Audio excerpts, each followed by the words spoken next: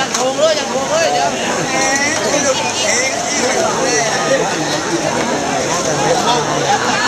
ไปเบี้ยมากินจะไปเบี้ยมากินจะคงเลย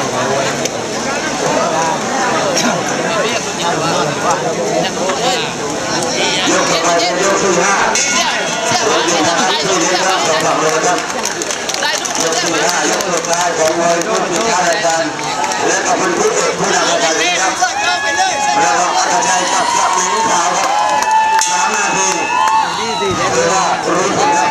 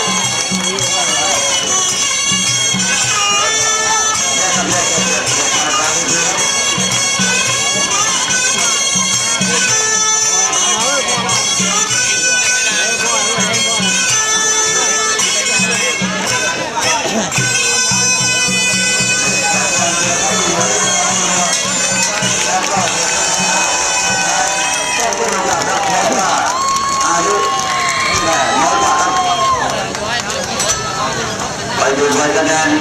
กรรมการทั้ง3 ท่านตั้งเวทีครับแล้วก็ชมไว้ฝ่ายน้ำเงินครับได้ลงสำนักครับขอบคุณครับขอบคุณแฟนหมัดมวยทุกท่านครับผู้ศึกษาทุกประเทศไปนางไม่อย่างนี้นะง่วยนะเดี๋ยวเพี้ยนอะไรนี่แล้วก็มาแล้วเป็นพันนะครับเบี้ยวเลยทั้งฝ่ายสำนักครับขอบคุณเป็นอย่างมากขอบคุณทุกสำนัก